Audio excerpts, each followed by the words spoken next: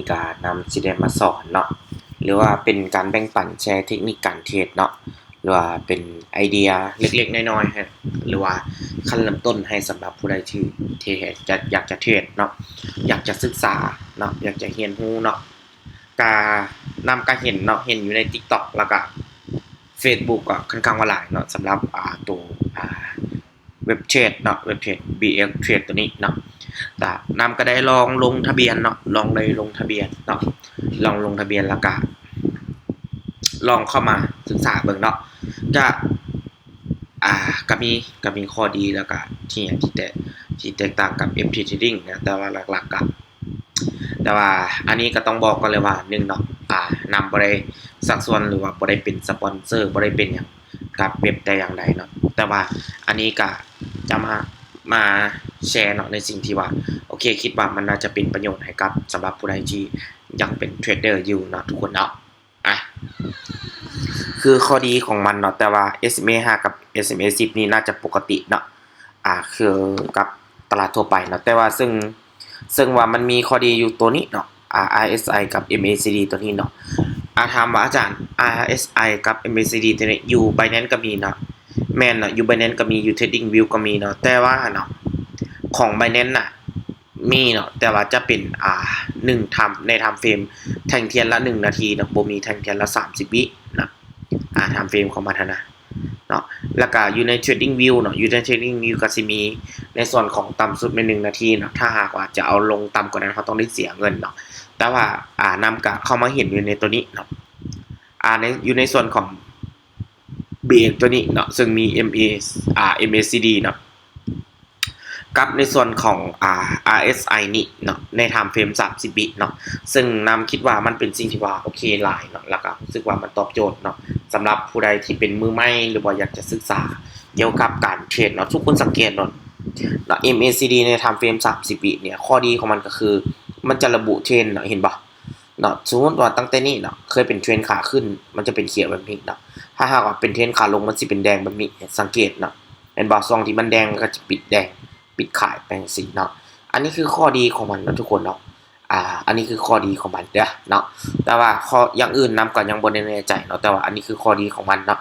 สำหรับสายวิเคราะห์สายเทรดนี่นำว่าเป็นสิ่งที่น่าจับตามองหรือว่าลองเอาไปศึกษาลองเอาไปเรียนรู้เบิ่งเนาะแล้วก็แนวรับแนวต้านก็รู้สึกว่าก็คือทั่วไปเนาะแต่ว่าหลักๆ2อันนี้รู้สึกว่าตอบโจทย์เนาะเดี๋ยวนำสิลองออกออเดอร์เบิ่งเนาะทุกคนเนาะกรณีนี้เนาะRSI ก็ลงเนาะโอเคนำจะขายเลยเนาะนำสิขายเลยเนาะเพราะอย่างเนาะตัวนี้เนาะสังเกต RSI กับ MACD ก็รู้สึกว่ามันตัดเห็นป่ะเนาะอยู่ในโซนของแหงขายหลายเนาะตัวนี้เป็น time frame 30วิเนาะซึ่งว่าที่ผ่านมาแต่ก่อนเนาะนำกับพยายามหาอยู่เนาะเขาบ่อยากจ่ายเงินเนาะนำกับพยายามหาเนาะในส่วนของตัวที่มันเป็น30วิเนาะตัวที่เป็นอินดิเคเตอร์30วินี่ค่อนข้างว่ายังบ่เห็นเนาะแต่ว่าบังเอิญว่าเห็นจาก Facebook ก็หลายเนาะก็เลยว่าลองเข้าไปหาเบิ่งว่ามีบ่เนาะก็บังเอิญมาเห็นเนาะเห็นอยู่ในส่วนของวิน1ไม้แล้วได้ทุกคนเนาะเบิ่งว่ามาเห็นอยู่ในเว็บของ BX Trade ตัวนี้เนาะซึ่งว่าตัวนี้ก็ผู้ใดที่มักในการเทรดก็ลองไปศึกษาเบิ่งทุกคนเนาะแต่นำบอกแล้วได้ว่านำบ่ได้มีส่วนได้ส่วนเสียอย่างกับเว็บว่าจะเป็น FT หรือว่า BX หยังก็ตามเนาะนำเป็นนักลงทุนเนาะอย่างที่รู้สึกว่าลงทุนแล้วมีผลกำไรรู้สึกว่ามันตอบโจทย์นำก็สิลงทุนเนาะทุกคนเนาะลองอีกไม้นึงลองเห็นบ่มันกำลังจะเป็นเทรนขาขึ้นกดบายโอ้บ่ทันเนาะทุกคนมันอยากซ่านิดนึงเนาะเน็ตซ่าเนาะบ่ทันบ่เป็นหยังเนาะบ่ทันก็บ่เป็นหยังเนาะสังเกตเนาะเห็นบ่คันว่าตัวนี้เริ่มเขียวๆแล้วเนี่ยเริ่มเขียวๆแล้วหรือว่ามันเขียวไปนิดนึงแล้วนี่รู้สึกว่าเริ่มจะเป็นแฮงขึ้นเนาะแต่ว่าเฮาก็ต้องมาเบิ่งจากตัวนี้ไปนำเนาะในส่วนของ RSI ตัวนี้ไปนำเนาะ RSI ตัวนี้ไปนำแล้วคัน RSI นี่ซีขึ้นนี่ยังไงมันก็จะเขียวเนาะตัวนี้เป็น time frame 30วิแล้วมันจะระบุเทรนระบุอีหยังเห็นบ่เนาะสังเกตรถส่วนมันเห็นบ่คันว่าแบงค์ซีมก็จะมีเล็กๆน้อยๆแต่ว่าหลักๆจะเป็นแบบนี้เห็นบ่น้องรู้สึกว่ามันตอบโจทย์ได้เนาะสำหรับทุกคนเนาะเห็นบ่อันนี้ก็เวลามันตัดจังซี่ MACD สิก็มันระบุเทรนเห็นบ่เนาะอันนี้คือข้อดีของมันเนาะทุกคนเนาะเดี๋ยวมาลองกันอีกเนาะเฮาต้องเบิ่งเนาะโอเคปัจจุบันนี้โอเคบายขึ้นอีกรอบนึงเนาะบายขึ้นอีกรอบนึงเนาะ โอเคนำบายอยู่50เนาะเพราะว่านำบาย50เนาะมั่นใจอยู่เนาะบาย50เนาะเดี๋ยวลองไว้เบิ่งเนาะอันนี้ก็ลองKYC เนาะแต่ว่า KYC อยากโดนในนึงเนาะไปที่ K ก็ได้ลองเอาไป K เบิ่งเนาะแล้วก็ลองโอนคนเข้ามาเบิ่งนั้นนำก็โอนมาจาก MetaMask เนาะลองโอนมาจาก MetaMask ก็ลองเบิ่งเนาะทุกคนเนาะอันนี้ก็รู้สึกว่ามันโอเคได้เนาะทุกคนเนาะเพราะว่ามันเป็นMACD ตัวนี้เป็น 3CB นะลองเบิ่งเนาะทุกคนโอเคสวยเนาะวินเนาะทุกคนเนาะกำไรนิดนึงเนาะทุกคนเนาะกำไรนิดนึงนี่สังเกตเนาะสังเกตหลักๆตัวนี้แหละเนาะคือเทรด FP นำกับพยายามหาแต่ว่าของเทรด FP นำกับไซอยู่เนาะนำไซของ Binance แต่ว่าเป็นทำเฟรมของ Binance 1 นาทีเนาะมันคนที่เข้าใจแล้วคือนำกับบ่มีปัญหาเนาะแต่ว่าสำหรับมือใหม่หรือว่าคนที่ยังบ่เป็นเทรดนี่แนะนำว่าลองเอาไปตัวนี้เป็นศึกษาเนาะหรือว่าลองศึกษาในส่วนของลองฝึกไซในส่วนของ MACD และ RSI ตัวนี้เนาะฟังได้เนาะบ่แนะนำให้ลงทุนเนาะลองเอาไปเรียนเอาไปศึกษาเบิ่งเนาะตอนนี้นำเซลล์เนาะเซลล์ว่าเซลล์เนาะเพราะว่าสังเกตเนาะสังเกตตัวนี้เนาะสังเกตตัวนี้มันรู้สึกว่ามันขึ้นบ่อยากได้เนาะ